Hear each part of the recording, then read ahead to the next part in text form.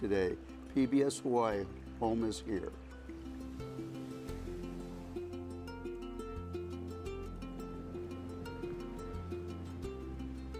Local broadcasts of Insights on PBS Hawaiʻi are made possible by the support of viewers like you. Mahalo, and by Carl Smith Ball, providing legal services throughout Hawaii and the Pacific since 1857, making a positive difference in the communities where we live and work. Exploring Hōkūleʻa's past, present, and future. We look back to its very first launch 50 years ago, exploring its early challenges to its milestone worldwide voyage. Plus, what's next for Hōkūleʻa as it gets ready for another journey far beyond our shores. Tonight's live broadcast and live stream of Insights on PBS Hawaii start now.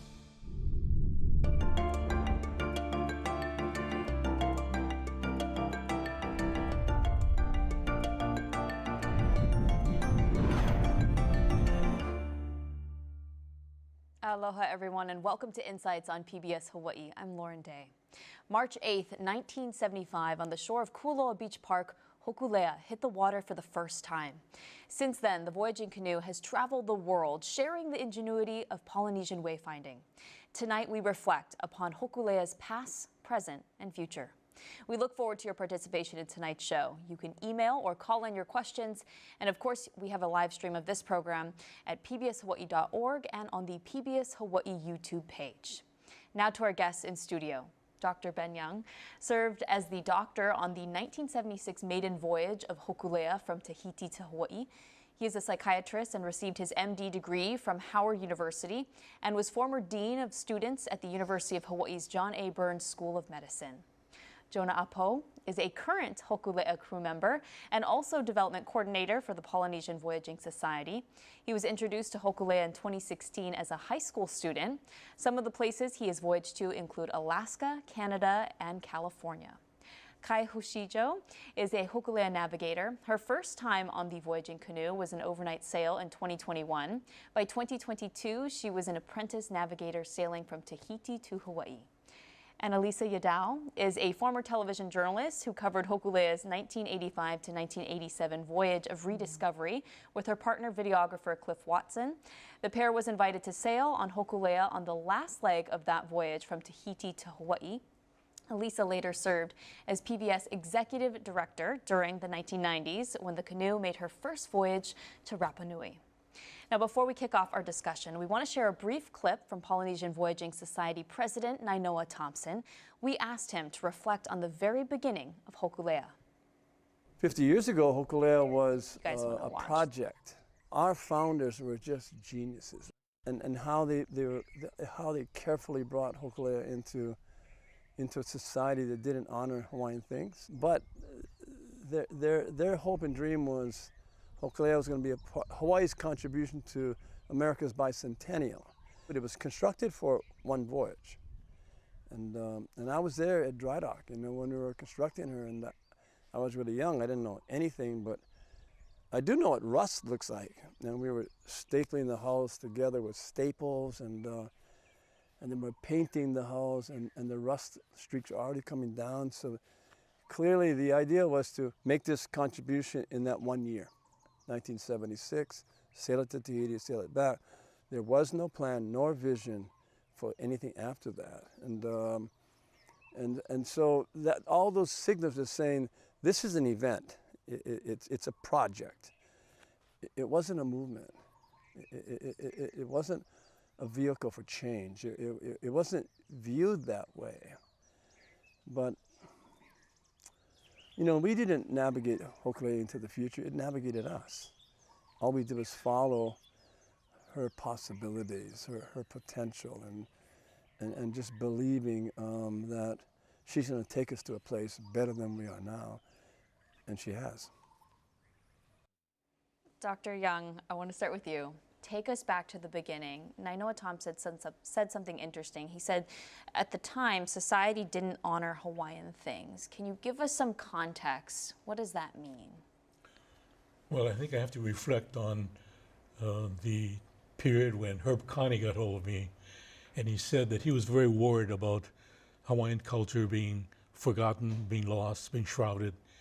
And he had this great idea of wanting to build a canoe, sail that canoe to Tahiti and back to Hawaii without modern navigational instruments, but also to make sure that people were aware that the crew, men and women, could survive such a voyage, and that we're also supposed to take plants and animals on that voyage. And it came about. We had men and women. We had a dog. We had a pig. And we also trained a bird too. But anyway, we landed there at Papeete, and we took all the plants and planted them at the Paul Gauguin Museum there in Tahiti. What were people saying around that time about what you guys were doing? Oh, that's an interesting question, because few people really realized the intentions. It was August Yee who allowed us to sell some of Herb's posters at the Holiday Mart. And so we were there, and I was with my wife Didi, and also with Kalakukea, who was with the Huinalu Paddling Club, and his wife. And we're trying to sell these posters that Herb designed at $1 each. Well, this guy came up to me and said, "Now, what are you guys trying to do?" So I explained to him the purpose, the goals, the visions. And he looked at me and he rolled his eyes up and he said, "You guys are nuts." And that's true. When you think about it, anyone with a vision, not necessarily is nuts. That's not really a psychiatric term. But you have to be somewhat delusional, irrational, but believe firmly in yourself that you can accomplish this. And it's amazing what Herb Connie was able to accomplish, along with Ben Finney and Tommy Holmes. While you were talking, our studio crew put up some really cool footage. We just want to share so that our viewers at home know that footage was from the very first launch of Hōkūleʻa back in 1975. Here it is. You can see more, just as a reminder, after tonight's show, as PBS Hawaiʻi presents Hōkūleʻa Star of Gladness, a documentary about that very first launch into the water. Elisa, you sailed with Hōkūleʻa in the 80s. Yep. How did public sentiment maybe change from when Dr. Young was talking about it? What was different around that time? I think by the time our time was in the 80s, it was well established, right? And there was such regard for Hōkūleʻa. And at the time we sailed, it was called the Voyage of Rediscovery. And it was when Hōkūleʻa was trying to recreate the ancient migratory voyages that connected the Polynesian Triangle. So the voyages started in Hawaii, went to Tahiti and New Zealand, Samoa, Fiji, and then back home to Hawaii. And by that time, I think there was such a reawakening in the South Pacific as well. So we had wonderful, wonderful reception everywhere we went. And on our crew, we were really lucky because there were people that were from each of these different island groups. We had Maoris and Fijians, Samoans, Tahitians, along with Hawaiians, because we wanted to bring all of that back home to Hawaii. And it was really unforgettable, and the experience of a lifetime. And my partner Cliff and I, at that time, there hadn't been onboard documentation since your voyage, Ben, in '76, and so we got invited to sail on the voyage home, and it was quite something. Yeah, that's pretty exciting. As a journalist, what was your message, or what did you want to share with the world about what the Polynesian Voyaging Society was trying to do with Hōkūleʻa?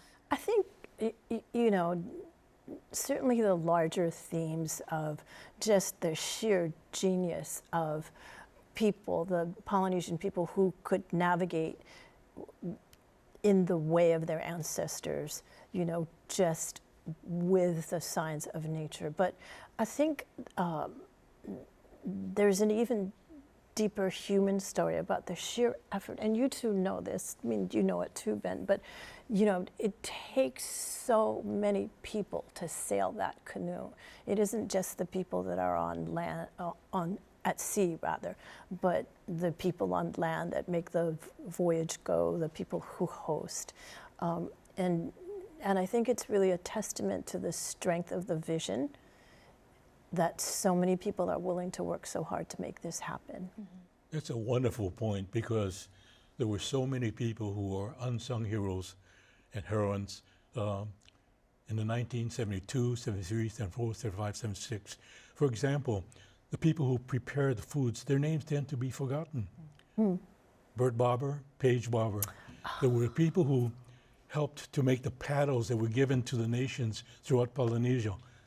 Moku and Wally Forsyth. Yeah. There were so many people that were in the background who wrote the educational materials like Cecilia Lindo.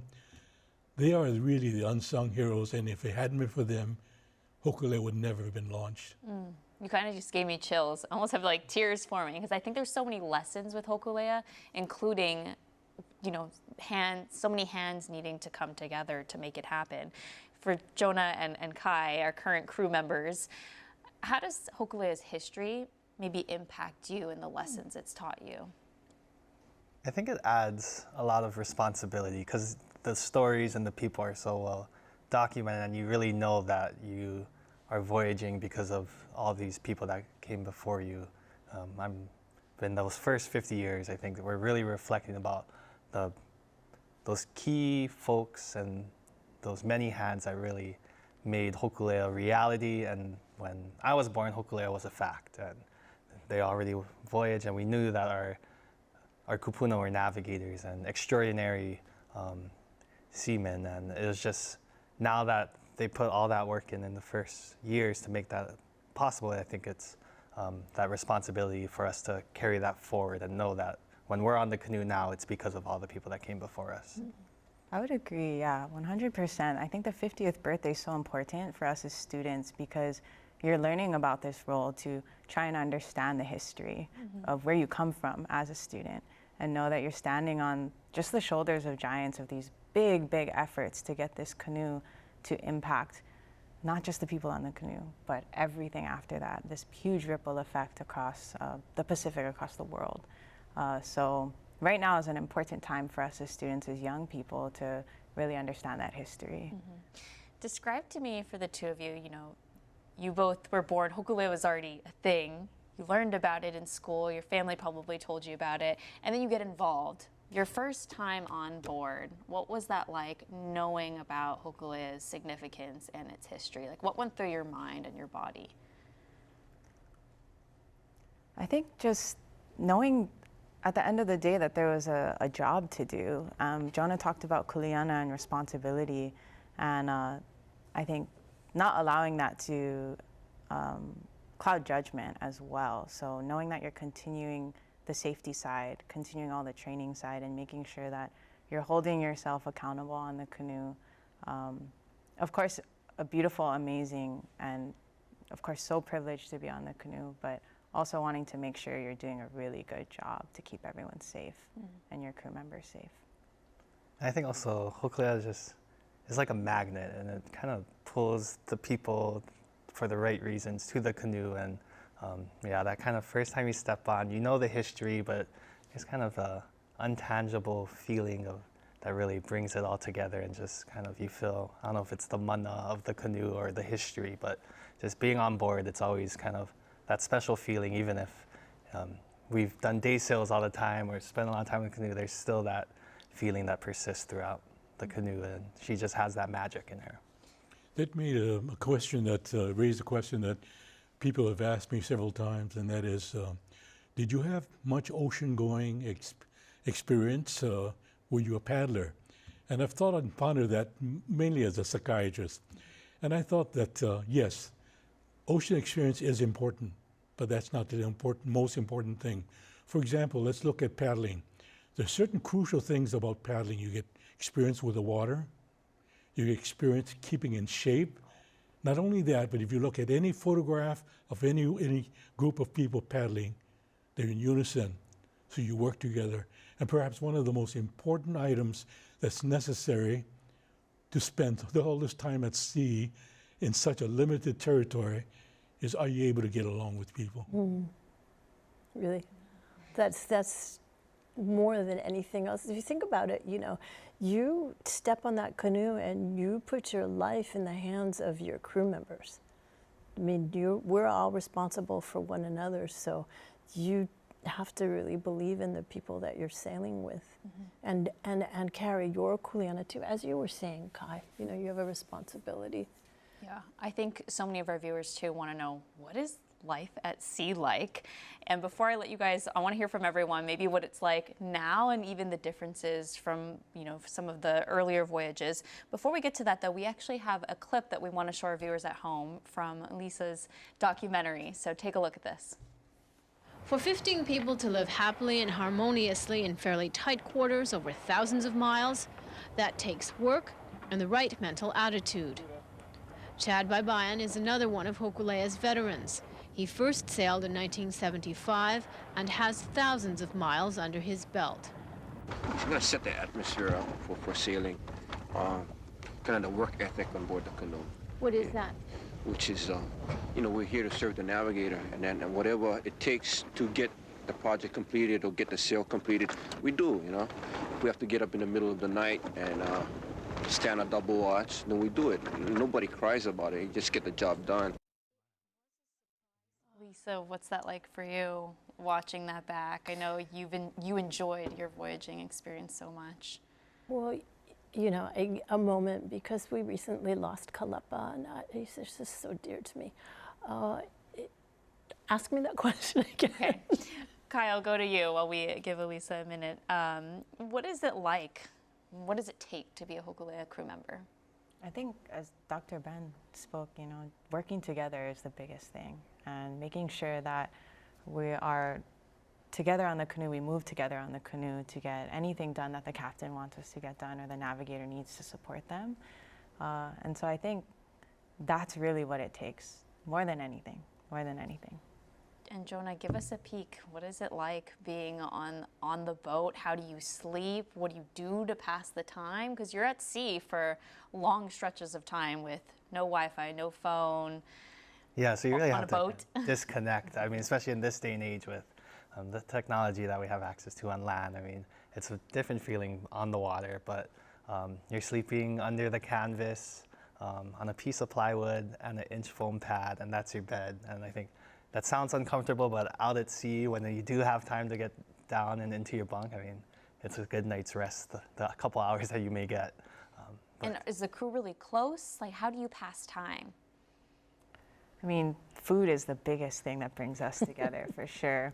If you have a really good cook, you have a happy crew. And so those meal times are really important. I think morning, lunchtime, and then in the evening at dinner, we all gather on deck, and I think that those moments are the time when the entire crew's together, you're not on your watch systems, and you can laugh, you can enjoy, you know, there's time out there because you're not in touch with like technology and things like that that you'd have on land.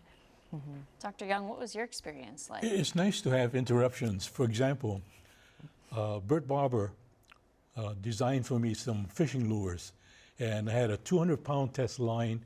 They were always hooked up to the back of Hōkūleʻa. And when we'd be sailing along, suddenly you feel a slight jar. You look at the distance on the horizon, and there's a fish who took the bait and was flapping up in the waves. So that was wonderful. In addition to playing jokes on each other. For example, when Kaino'oli was asleep, he was snoring, and his snoring was even louder than the winds. So I taped him, and when I returned, I got Akuhe Pupuli to get me on the show, and I asked questions of Kainoa, you know, do you realize what you're doing for Hawaii? And the interview went like that. So there were a lot of jokes played on each other. Elisa, if I can come back to you, what were some of your favorite memories? Earlier before we started, you were telling me that you wish your time at sea was longer, and it was quite a lengthy time at sea, right? It was I think we were 28 days. And I remember Nainoa saying, does anybody but me care when we get home? And I said, I don't think so. It was just, you know, and you touched on it, and you're just away from everything. And I think particularly now, there are very few times in life where you can be absolutely present in the place where you are. And you have to be, right, to stay safe. But so to have that demand on you and to be absolutely present in one of the most beautiful places on earth, because you're on the open ocean with just the ocean and the sky and the people you're with. And it takes a long time to come home from that. you know, when you get off the canoe and you get back into your everyday life, and it's hard, and it does change you. You know, what is it like coming back home from being at sea for so long? What are some of the logistical challenges of that? I think sea legs is one. We'll still be rocking a little bit. Maybe you'll wake up and you feel like you're on the ocean. And then, yeah, I think there's also just a busyness of being on land. Check your email and drive around through all the traffic, and you spend time out in the water, just so in touch with kind of that natural environment around you that it takes a little bit to kind of re-assimilate into life on land. What about for you, Kai? Yeah, you really have to be patient with yourself, because you get back and you're just excited. You completed something that you feel the impact of, and you really have to be patient with yourself to get back to those regular daily tasks, things like driving, things like your job, of course, your obligations, your family, and you also want to make sure that you're on top of those things when you do get back. And so you have to be very, very kind of patient with yourself and pace yourself, because you have to recognize that you just went through an incredible experience. So. Both physically and mentally. Dr. Young, you're a psychiatrist. Do you give advice for the crew members going out on how to adjust? Well, like I had mentioned, probably the key issue is for them to be able to get along with everybody. I even had some psychological testing for the crew, and it was funny. It were all stock answers from every one of them. So I threw out the test, and it was really through observation that you could see whether people were going to be getting along.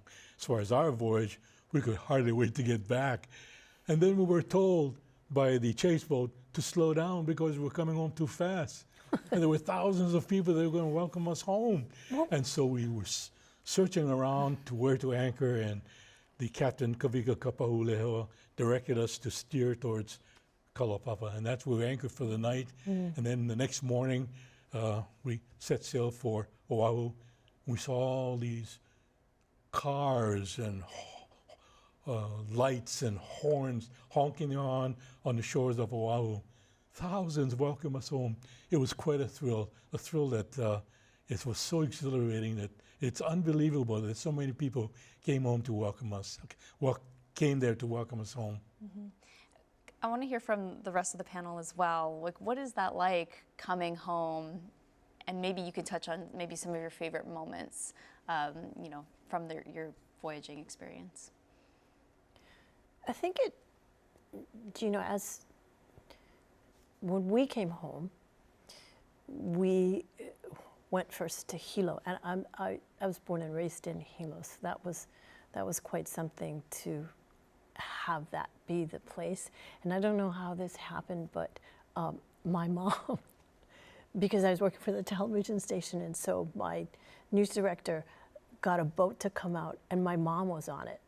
Oh, wow. And it was just, so she was like, you know, one of the first people I saw when I came home, and that was just amazing. And so it was wonderful. But then then from Hilo we went to Kalaupapa, and then to Kualoa. And then when you come to Kualoa and you see all the people, it's sort of scary.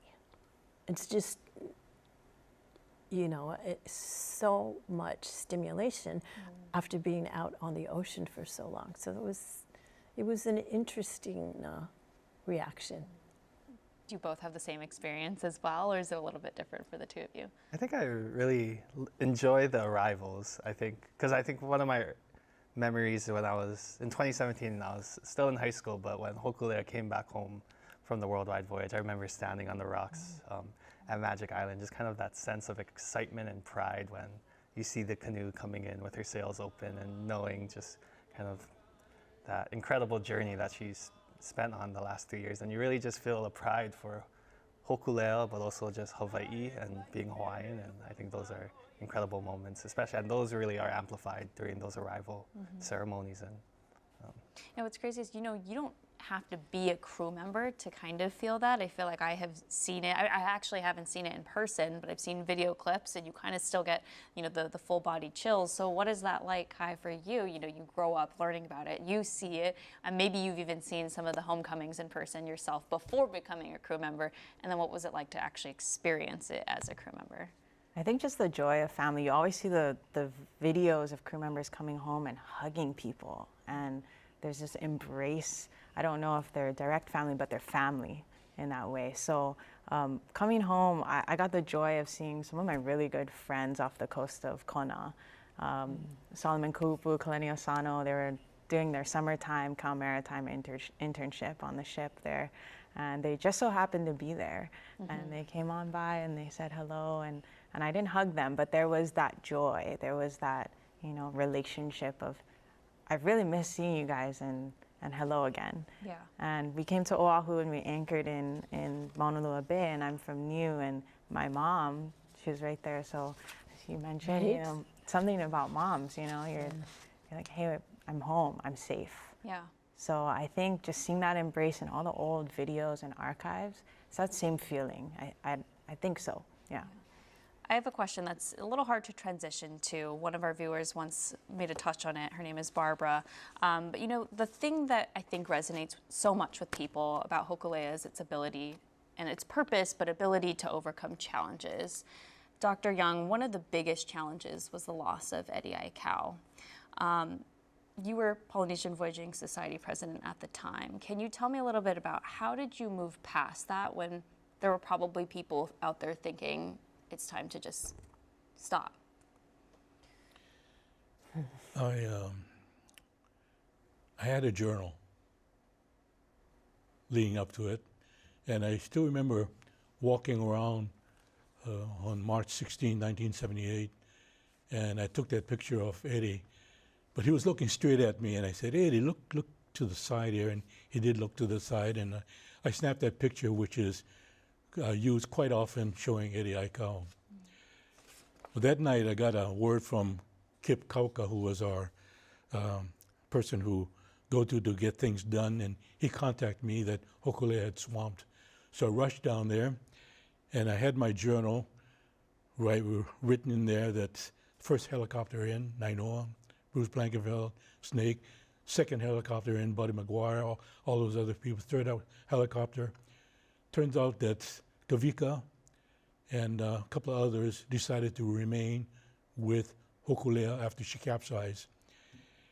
And I still remember Kavika telling me, lineman telling me that, and Nainoa too, they both said there were things going for Eddie.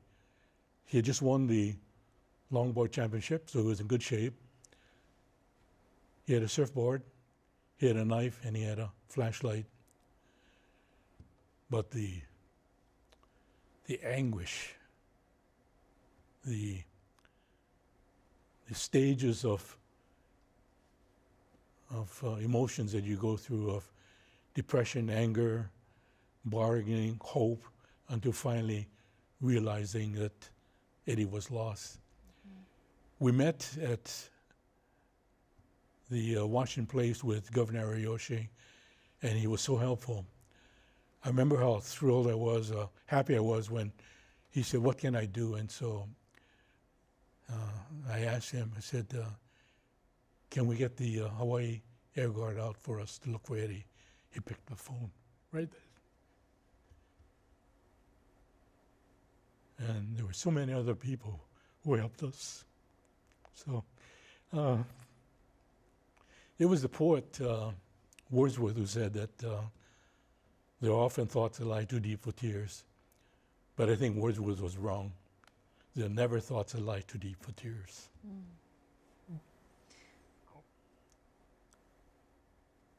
I'm trying to just gather my thoughts. It's so hard to, how did you make the decision to keep going after that event? You know, it's just like any other trauma you face in life. After a period of time, you do realize that you can't do it anymore. So the Coast Guard told us that they were giving up the search. We realized we had to give up at that point. But it was an inspiration for Hōkūleʻa to hoist its sails again and to sail into the future. Elisa, what would you maybe add to some people who who thought, you know, after an event like that, Hōkūleʻa shouldn't continue? I think Hōkūleʻa had to continue, particularly for Eddie. because if it had all stopped, then that would have been for naught, right? And it was the pride of a people and the pride of a state, and an obligation really to continue. And I think, you know, and you all know this, being part of Hōkūle, it's always iterative and it's always getting better. It's gotten so much safer. And so many things changed after that voyage for the better. And you see that, I mean, I see it in these young people, you know, how things have evolved for the better. So I think we had to. I don't think there was a choice. And I do want to recognize Pinky Thompson for his vision, and Pinky and Laura Thompson both, because they were very committed to continuing and worked very hard to make the Voyaging Society and Hōkūleʻa successful. Speaking of safety, I know it's so hard to move on from that, but Kai, Jonah, you know, is safety ever a concern for either of you before you both became crew members? I think safety, even when you prepare for a voyage, I think safety is one of the top concerns, and that's really so important in our training. And we have amazing safety officers and leaders like Archie Kalepa that really puts us through rigorous training that if someone goes overboard, we know exactly what to do, and it's not kind of a panic, but really we're just reacting and staying calm and operating as safely and as quickly as we can. So we really push safety as one of the most important things on the canoe, especially when we go deep sea. Is there an element of nerves? I'll let Kai, you can still speak on my last question, but were you nervous at all before your first voyage? I was definitely nervous. I had a hard time grappling with the thought of going past Kawaihoa, China Walls, because I had never gone over, I had only done an overnight sail. But you believe in your teachers, and, you know, they've done it so many times before. And so there's this part of putting that fear aside and knowing that you're going to be well taken care of by this crew. They've done it before. You have to really trust the people around you. Yeah. But I was very nervous. I think the nerves too, Kai and I were, in 2021, we went to Papaʻanamokuākea, and we did that first kind of navigation run. It was a small group of 5 young navigators. We were all like young 20s at the time. And we were going to take turns working together as a team to find Nihoa, the next island right after Niho. And there were a lot of nerves on like if we're going to find the island and if we're going to be successful. And I think the interesting thing was Nainoa, who is the captain on that ship, he said he really doesn't care if we find the islands. He really cared about how we take care of each other along the voyage. And I think that's so critical with Hōkūle, is kind of the values when you're on the canoe, and those are really driving why we're voyaging. I want to get to our viewer questions, but since we're just talking about nerves, Dr. Young, you're a doctor. On your very first voyage, were you nervous? Oh, absolutely. Of course, you try to compensate it. Oh, no, this doesn't bother me. It's really defense mechanisms. Of course, you're scared, you're worried, you're at night. And some of those nights are pretty dark. They're wet. Those waves can be up to 20 feet high. Scary. And we didn't have the safety measures put in place, which are in place today. And of course, we were in a rush to build Hōkūleʻa, to get her sailing, to get her down to Tahiti. So the safety measures were not as stringent as they are today. Let's get to some of our viewer questions. Jeffrey from Hilo is asking, and I'll let anyone chime in who wants to take this question, but he wants to know, is the Hōkūleʻa made from the same materials as the ancient Hawaiians used? And if not, why not? Well, it's not. And I think it's all the things that we've been talking about, right? It's iterative, and it needs to be safe. And there's just no way that you could have a canoe that could go so many miles if it was built out of the same original material. There was remember Hawaii Loa, right? That was built out of traditional materials and in the traditional way. And she did sail, but no, Hōkūle is definitely a modern canoe patterned after traditional voyaging canoes. Herb Connie was thinking about that. he was thinking about how to obtain natural materials, huge logs, but he couldn't do it. And he knew that he had to design, and he did design the seaworthiness of a canoe that could make it in time for the Bicentennial Commission and to be ready to sail in 1976. But we did have criticisms of that from some people in Tahiti, but there's no way we could have made it out of the natural materials to meet that deadline. And so we were able to build a canoe true to ancient design, even with the claw figure of the sails. We were able to capture that onto our sails. And even the sailing materials, we were able to get those manufactured in that tiny atoll of Kapingamarangi, a Polynesian atoll that's offshoot in Micronesia. We did not use it on the way back, but we could have. Yeah.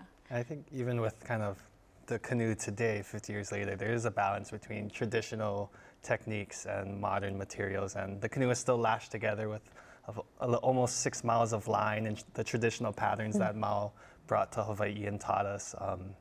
So I think she still really kind of holds that true essence of Polynesian voyaging and being a Hawaiian voyaging canoe. And for a wooden vessel of any kind to be still sailing 50 years later in good shape she is, I think that's a real accomplishment and shows the dedication of all our crew members. Now, have all of you on your voyages have had nights, like Dr. Young was explaining a little bit ago, where waves were 20 feet high, it was maybe really rough waters, and it was kind of a dicey situation? Head nods. Everyone had. What's that like? Like, is that terrifying, or is that you guys know what to do and you're calm, cool, and collected? Well, I felt it was terrifying. I'm not a sailor, right? I was on board as a reporter, so there's that. I'm not an ocean person, and for my partner Cliff, with a camera, shooting, it's very hard to keep your balance, and when you've got that camera. So yeah, I felt it was terrifying. I can imagine from someone who's not an experienced sailor. What about for the rest of you? We had a holly right in the middle. I'm sure you folks did too. But every night I made sure that when I was off watch and it was time for me to sleep, I had my hand on one of the bamboo rails there. And I never changed positions where I slept, same place. So if Hōkūle flipped, I knew I could just slide myself out and rescue myself. Wow. Pretty wild when you think about what you have to do to adjust to your living situation. This isn't really a question, but Daniel wrote in, and I'm hoping maybe Dr. Young or Elisa can chime in on it. He's saying Hōkūleʻa built a bond with Micronesia through Papa Mau. That's his comment. Maybe if one of you here tonight can expand a little bit on that. Well, if you look at the easiest way to get to one of the islands in Micronesia is the Marshalls. And they have an amazing chart, navigational chart that they use with shells and bamboo sticks. Throughout all of Micronesia, you can find people who are somewhat reasonably experienced with sailing.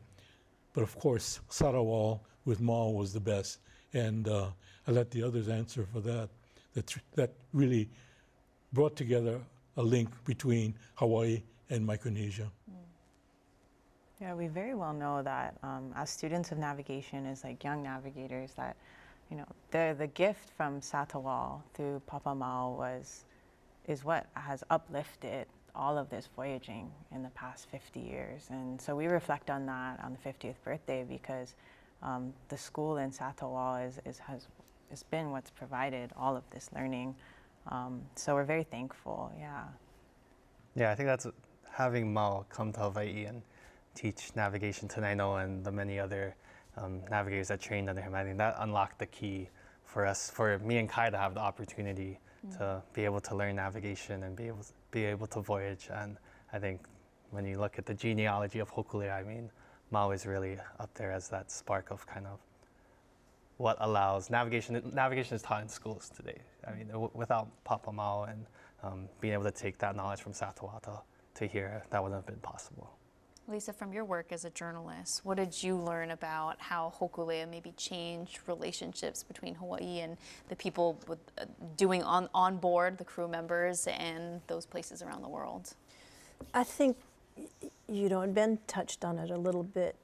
In the early days, I think people did not see, there was some school of thought that Hawaiians were people who had lost their culture. The language was not prominent, the cultural practices were not prominent, and then Hōkūleʻa changed that, and it also made it possible for voyaging canoes to be built and maintained, and the same kind of movement to happen in other places throughout the Polynesian Triangle. And today, you know, we look back and you don't, it's hard to imagine a time when there wasn't this just an abundance of voyaging canoes, but Hōkūleʻa really made that possible, I think. And so not only did Hawaiians find themselves, but it helped other Native people to do that as well. And the ties are very strong and very real, as you guys well know. Hi, Jonah, I want to hear, what was your favorite moment on one of your recent trips? Maybe place that you went and why? I think for me, when we started Moana Nui Akea, which is the circumnavigation of the Pacific, we started up in Juneau, Alaska, in May 2023, and we sailed up north to Yakutat. It's a small fishing town of 500, and it's the home of Byron Malat and the Malat family, who are crucial in donating the logs for Hawaii Loa from the Alaskan forest to Hawaii to be able to build. We have footage while you're talking. Sorry, Yeah. don't want to interrupt, but it's pretty But up in Yakutat, I mean, you're just in such a foreign environment for a voyaging canoe. You're sailing past glaciers and snow-capped mountains and through these fjords, but you're also having that connection with the Alaskan natives in Yakutat. I mean, there's such a history because of Hawaii Loa and because of that connection between them, and just being able to, knowing that you're a younger generation, just continuing those connections between Hawaii and Alaska. I think that was all very memorable. And the salmon was really good up there. Oh, I can imagine. Kai, for you, what was your favorite maybe moment? I hate to be redundant, but my time in Alaska, I was able to be on leg 3, where we went from Juneau all the way to Ketchikan, and the way that all of the Native people gathered their food and prepared their food was fascinating to me. Because here in Hawaii, we're also trying to kind of restore those practices. So to learn about the way that each place prepared or caught and then prepared their food and fed many people was one of the favorite things during that voyage. And to talk story and just hear about their methods, hear about what they love about their places. Super cool. You know, this week we are celebrating 50 years. Tell us about what the public can expect, maybe events, celebrations happening this week. Yeah, so Saturday, March 8th is her birthday, and we're gonna celebrate at Kualoa, where she first went into the water 50 years ago. So starting at 8 a.m., the canoe's gonna sail into Kualoa. The crew will come to land, and we're gonna have a ceremony from 9 to 11, and really kind of be inspired by that first ceremony of when the canoe first went into the water. And then there'll be part of the city's canoe festival, Va'a Festival, right after that, so 11 to I think around 4, and there's vendors, food, music, entertainment, and just a day to kind of celebrate Hōkūleʻa, but also celebrate just all the amazing things she's done in 50 years. And then the next night, she's headed down to the convention center. She's gonna go under the bridge. We'll have our big fundraiser gala that we've been working hard to plan, and it's sold out, but the following Monday, there will be public canoe tours at the convention center. So the public can come down and step aboard Hōkūleʻa before we finish off at Bishop Museum the following Friday. I think that's the 14th. And that'll be another day where Hōkūleʻa's hulls were built and before going off to Kualoa. So that's kind of the series of events and a lot more. And I know there's a lot of media going on to celebrate. So just really exciting, and 50 is such a big number, really. Yeah. Glad to do it big. Big celebration. So Saturday, can anybody go to the Yes. Kualoa Park? It's public and free. Okay, cool. Yeah. And then starting on Monday, anybody watching, any public visitors who want to see Hōkūleʻa in person. Yep, 3 to 6 p.m. on the bottom of the grand staircase and on the Alawai at the convention center. Very cool. I do want to read Barbara, who asked about the Eddie cow question. We're not going to go back to it, but she did write in a nice comment, and I just want to read it to you all. She said, "Mahalo for heartfelt words for Eddie and ongoing Hōkūleʻa voyages on this live program." And she gave a little heart emoji, but I thought that was nice, and I just wanted to read it out loud because I know it was a hard topic to go to. There are many things that you forget over the years, and some memories are refreshing, never can compensate for the loss of life. But I remember sitting next to Governor Ariyoshi, and then we finished the ceremony, and I had pondered the whole day about getting insurance for the whole crew. But as usual, with any major project like this, we had no money. And so at the last minute, I thought, we can't do it, we can't do it, we can't do it. But suddenly I got up, I ran to the telephone right around the corner there from where we were having the ceremony, and I called the insurance company. I said, I'll pay for it. Let's insure every crew member. So Eddie was insured. And we gave the money to the family, not much, to compensate for the loss of Eddie's life. But that's one of the unknown stories of that day on March 16, 1978. Yeah. We don't have a whole lot of time left, but I would love to hear from each of you. What was maybe your biggest takeaway from your experience with Hōkūleʻa? What has Hōkūleʻa taught you in its journey, or your journey with Hōkūleʻa? Whoever wants to start. I think, you know, we forget as humans what our place is in the universe, and it's a very small place, and the world is large and beautiful, and nature is supreme, and we are not. And I think that's one of the biggest lessons that I took. Since we started with Elisa, let's go to Jonah. We'll go around the table. I think I'd say just the genius of our ancestors in kupuna, and just to know that for generations and centuries, I mean, they were voyaging across the Pacific, and just being able to carry on that legacy, be able to kind of keep that art of voyaging and navigation alive, I think is such a great lesson, and it brings a lot of lessons to my life. Every time I voyage, you step on the canoe and you think, wow, this small little space has done so much. And then you start to think about past that, like what other canoes are out there? Not just voyaging canoes, but what other things are being launched out there, whether it's education or culture or science, caring for the earth. And those are the things that I think about, and I'm just super thankful for in the experience. And Hōkūleʻa brings all of that vision into one place.